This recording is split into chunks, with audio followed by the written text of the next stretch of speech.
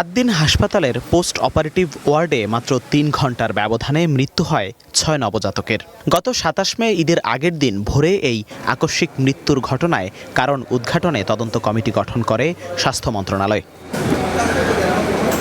৪ June তদন্ত কমিটির দাখিল করা প্রতিবেদনে উঠে আসে প্রসবের পর নবজাতকদের নিবিড় পর্যবেক্ষণে রাখা ওয়ার্ডটিতে নির্মাণ ত্রুটি, পর্যাপ্ত অক্সিজেন না থাকা ও চিকিৎসক সহ দায়িত্বরতদের অবহেলায় মৃত্যু হয়েছে শিশুদের।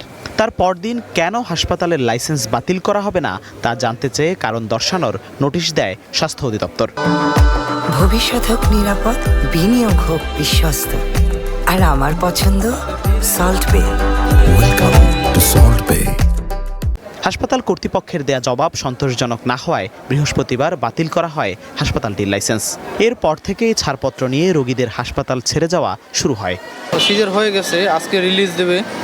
তা রিলিজের আগে বাচ্চাদের চেক আপের জন্য দেখাইতে হয়, ডক্টর দেখাইতে হয়।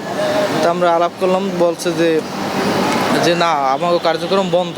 যে আমাদের যদি হসপিটাল থেকে বের করে দিতে হয়, ওরা এখানে আসতে হবে, আমাদের আশ্বাস দিতে হবে যে আপনাদের বাচ্চা সম্পূর্ণ দায়ভার আমাদের।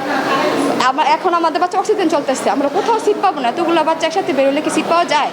তবে বিপাকে পড়েছে অতি সংকটাপন্ন অবস্থায় থাকা রোগীরা। হাসপাতাল কর্তৃপক্ষ বলছে ৭২ ঘন্টার মধ্যে সব রোগীদের ছেড়ে দেয়া সম্ভব নয়। লাইসেন্স বাতিলের আদেশের বিরুদ্ধে নির্ধারিত সময়ের মধ্যেই আপিল করবেন তারা।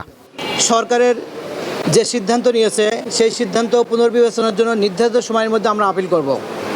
আমরা আশা করব জনগণের কথা বিবেচনা করে সরকার জনস্বার্থে হাসপাতালের স্বাভাবিক কার্যক্রম চলমান রাখবেন, আমাদের সেই অনুমতি দেবেন। গভর্নমেন্ট গতকাল বলেছে যে আমাদের অনেকগুলো হসপিটাল আছে, রোগীরা সেই হসপিটালে যাবে, আমাদেরকে নিয়ে যেতে হবে, এই ধরনের কথা বলেনি গভর্নমেন্ট। সব রোগী তো ৭২ ঘন্টার ভিতরে ছেড়ে দেওয়া সম্ভব।